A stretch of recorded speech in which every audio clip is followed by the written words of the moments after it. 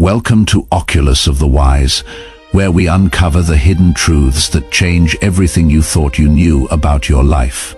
What if I told you that the very thing destroying you right now is actually the most sacred gift you will ever receive? That the isolation eating away at your soul, the addiction you cannot shake, the loneliness that follows you into every room, what if none of it is punishment? What if it is all an invitation? Most people will tell you that struggle means something is wrong with you, that if you were stronger, smarter, more faithful, you would not be carrying this weight. But there is a truth so powerful, so completely opposite to what you have been taught, that once you see it, you can never unsee it. Your pain is not random. Your isolation is not an accident. And the thing you hate most about yourself may be the very mark that proves you were chosen for something extraordinary. You see, while everyone else gets to live normal lives, comfortable lives, surrounded by people who understand them, you walk alone. You carry a burden no one else seems to see. And every time you try to explain it, every time you reach out, you are met with blank stares or well-meaning advice that completely misses the point. They tell you to try harder, to think positive, to just get over it. But they do not understand. They cannot understand, because what is happening to you is not happening to them. There is a reason for that. For years, you have watched other people move through life with an ease you have never felt. They have friends who call them communities that embrace them, addictions they can control or avoid entirely. Meanwhile, you are trapped in cycles you despise, reaching for substances, behaviors, escapes that you swore you would never touch again. And each time you fall, each time you break your own promise, the shame cuts deeper. You ask yourself, why can I not just be normal? Why can I not have what they have? Why does everything feel so much harder for me? Here is what no one has told you. That question itself is the answer.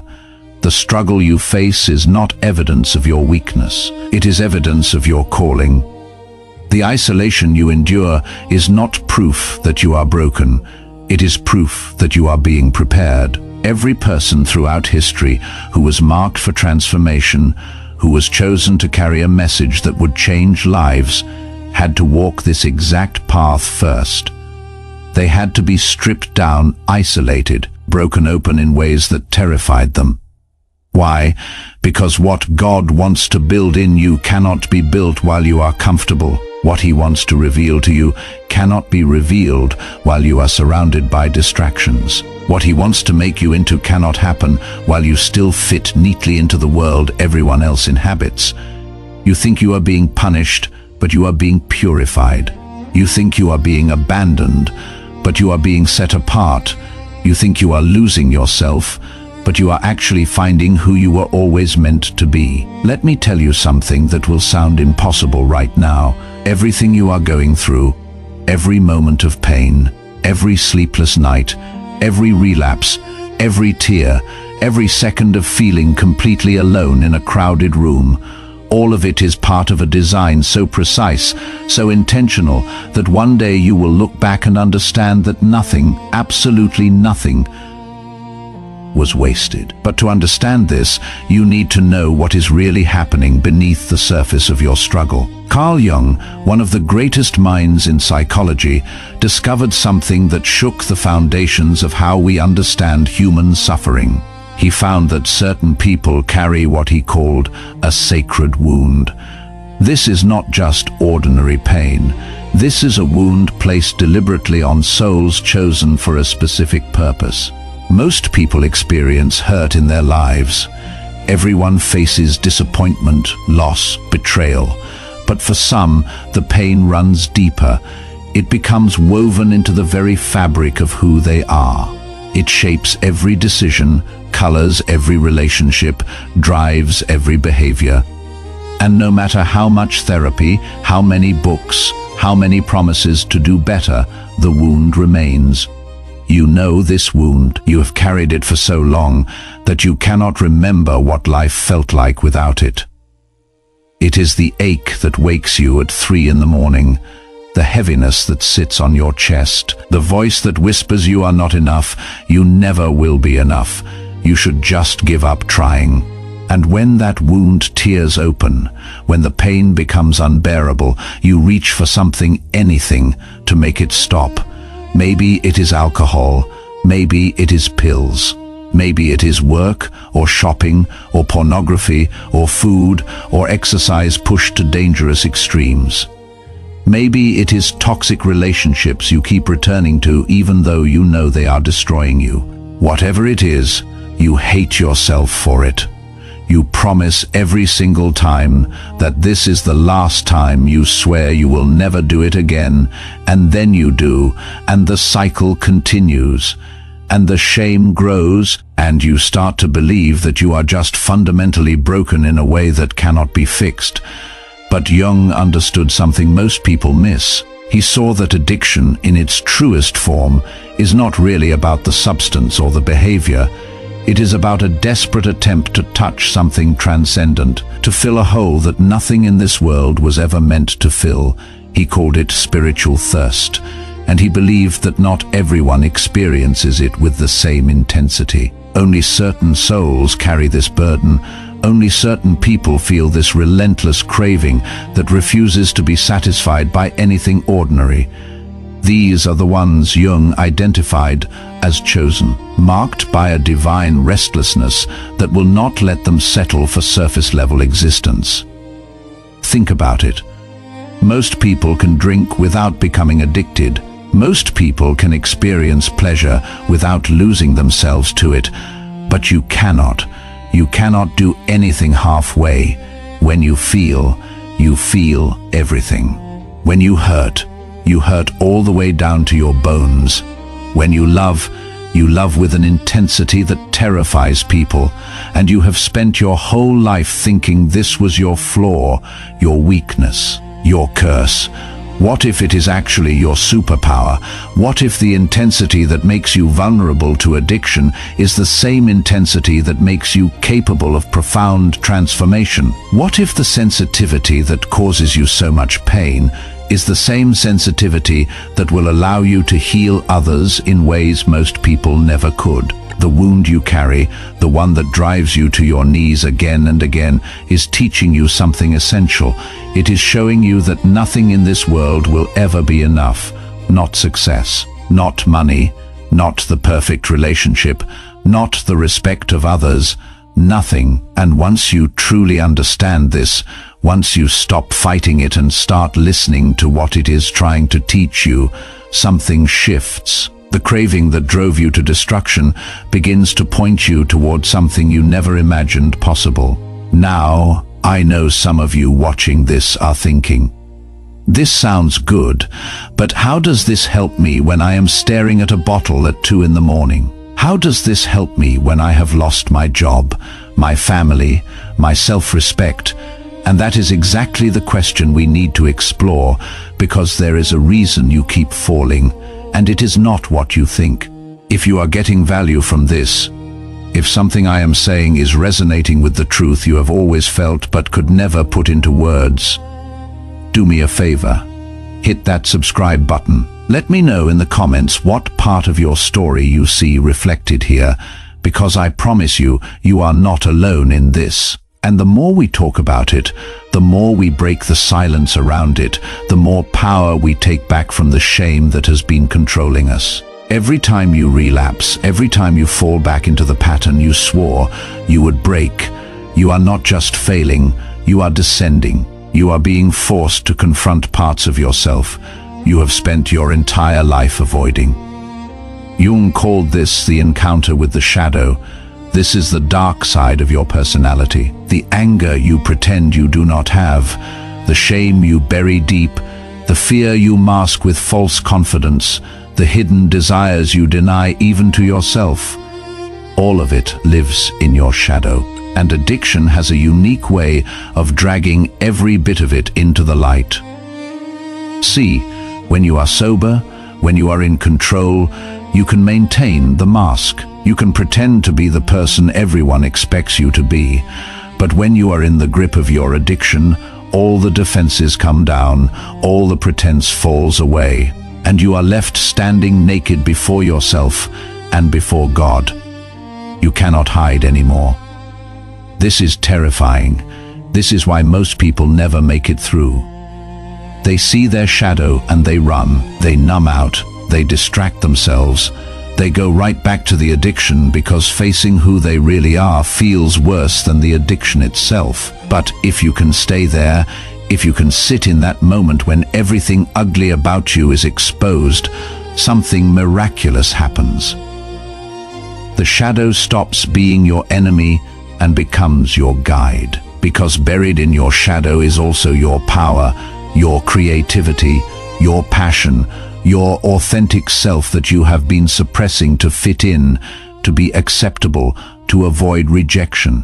When you integrate your shadow, when you stop running from the dark parts of yourself and instead acknowledge them, accept them, learn from them, you become whole in a way most people never experience. You stop being at war with yourself.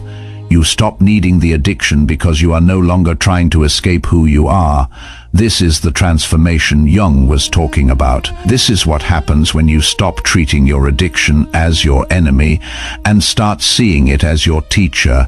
But here is where it gets even more profound. Because there is a spiritual dimension to this that psychology alone cannot fully explain. Why do some people carry this sacred wound and others do not? Why are some souls marked for this particular kind of suffering? If you believe in any kind of divine intelligence, any kind of higher purpose, you have to ask the question, what is God doing? Throughout scripture, throughout spiritual texts from every tradition, you see the same pattern. God does not call the qualified. He qualifies the called, and the way he qualifies them is through fire, through wilderness, through isolation, through suffering that breaks them open and reforms them into something new. Moses spent 40 years in the desert before he could lead anyone out of slavery. Jesus spent 40 days in the wilderness being tempted before he began his ministry.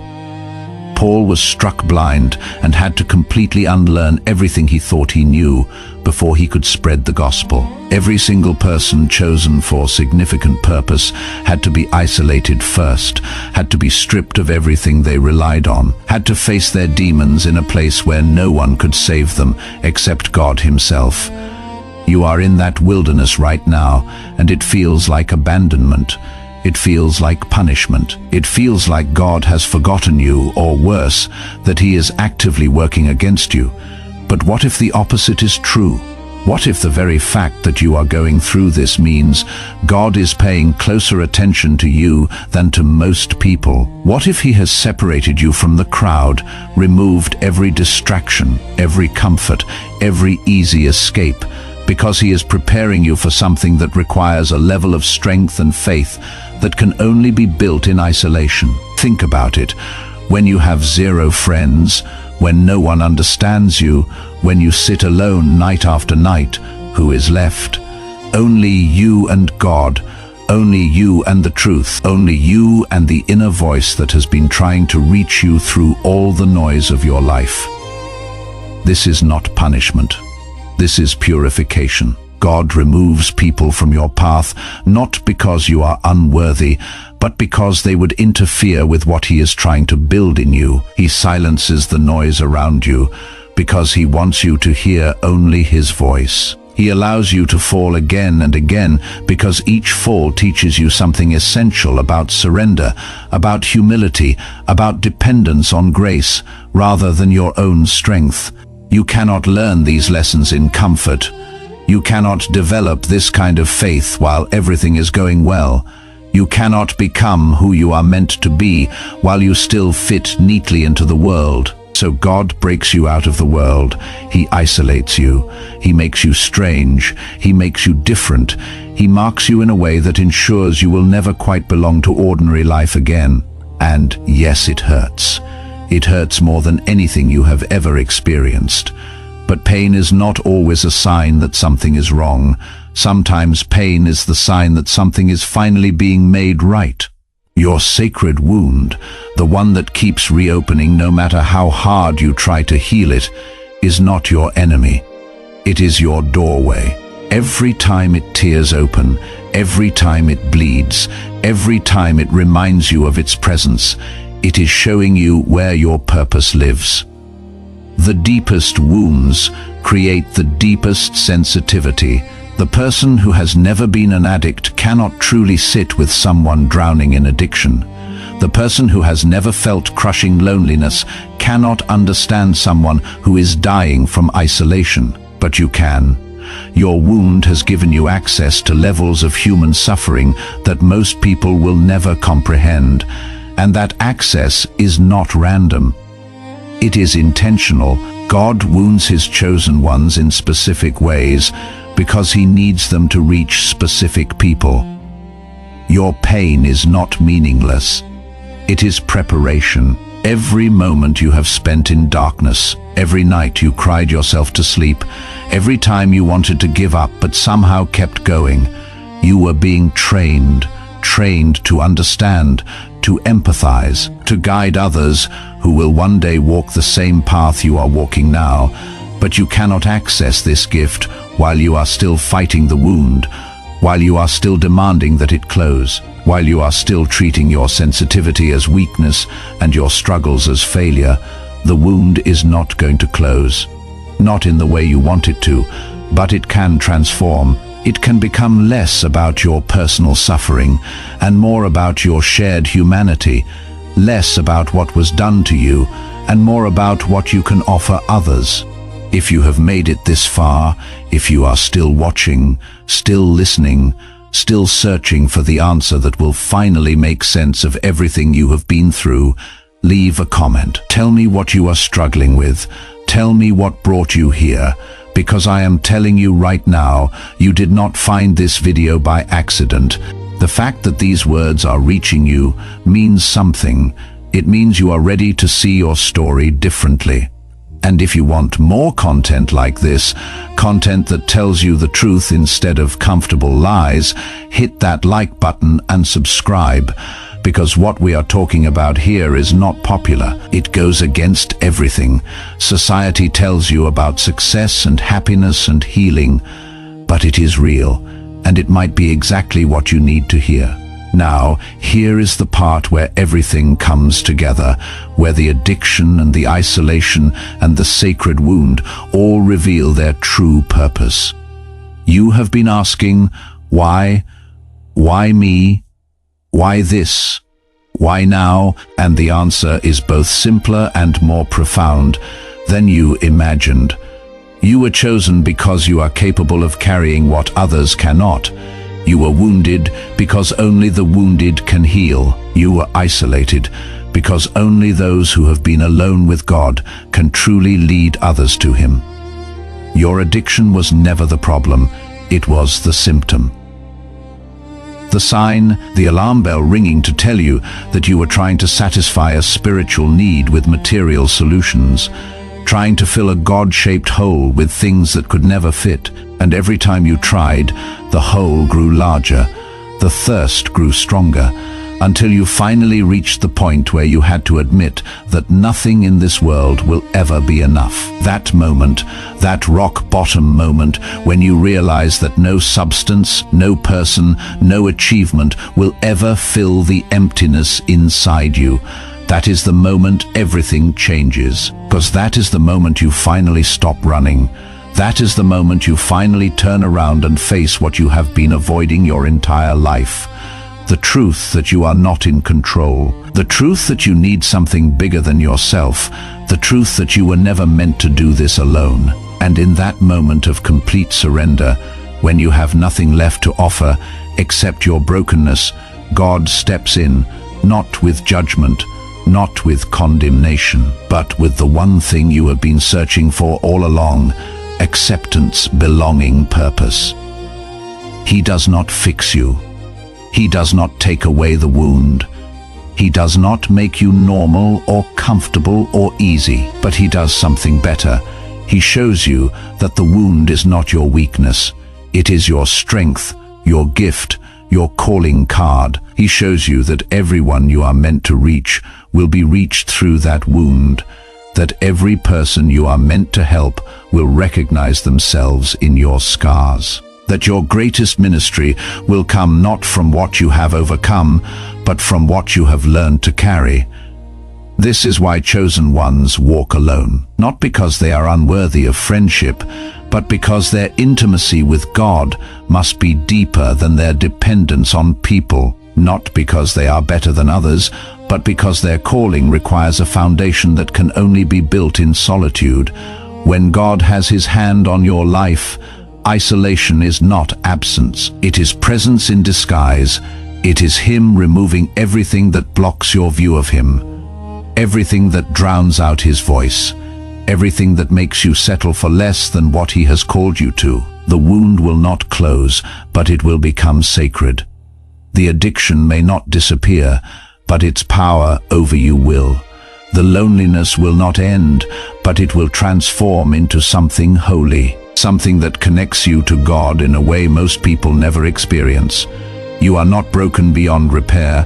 You are being broken open to receive, not destroyed, but reconstructed, not abandoned, but appointed. Everything you have been through, every tear, every relapse, every moment of crushing loneliness has been preparation. You have been in training, and your training is almost complete. Soon, very soon, you will begin to understand why you had to walk this path, why you had to carry this particular burden, why God allowed you to suffer in ways that seemed cruel and senseless. You will see that it was all necessary, every bit of it, because the person you are becoming, the purpose you are growing into, could not have been built any other way. Your sensitivity is not your curse. It is your gift. Your wound is not your weakness. It is your authority. Your isolation is not your punishment. It is your preparation. And the addiction you have hated for so long, the thing that has brought you to your knees again and again, was never your enemy. It was the messenger, the teacher, the guide leading you to a truth you could not have found any other way. God speaks to His chosen ones through the storm of their struggles, through the fire that refines them, through the darkness that teaches them to seek His light. You are awake now. You are beginning to see. And once you see, you cannot unsee. The conversation is not over. Your story is not finished. The wound still aches. The thirst still calls. The loneliness still sits heavy on your chest some nights. But now you know what it means. Now you understand what it is all pointing toward, and that changes everything. You are not a victim of your circumstances. You are a student in the most advanced spiritual classroom that exists. You are not broken. You are being refined. You are not alone. You are being accompanied by a presence most people never learn to recognize. Walk forward, not with shame, but with dignity, not with fear, but with faith, not demanding that the wound close, but asking what it has yet to teach you, because the journey is not about arriving at a destination where everything is fixed and perfect and pain-free. The journey is about learning to walk with your wound open, using it as a source of compassion rather than a source of shame, learning to carry your burden not as a curse, but as a calling. You are one of the chosen ones, and your story is just beginning. The truth you have been searching for is not out there. It has been inside you all along, waiting for you to stop running long enough to listen, waiting for you to stop hating yourself long enough to hear what God has been trying to tell you through every moment of your suffering. You are loved, you are seen, you are known, and you are being prepared for something beautiful, something the world needs, something only you can offer, something that will make every moment of pain worth it. Keep walking, keep listening, keep trusting that there is a purpose in all of this, even when you cannot see it yet. Because the chosen ones do not walk this path because it is easy. They walk it because they are the only ones who can. And on the other side of this fire, you will emerge not as who you were, but as who you were always meant to be, unbreakable, unstoppable, awake. And the world will never be the same because you walked through your darkness and came out carrying light.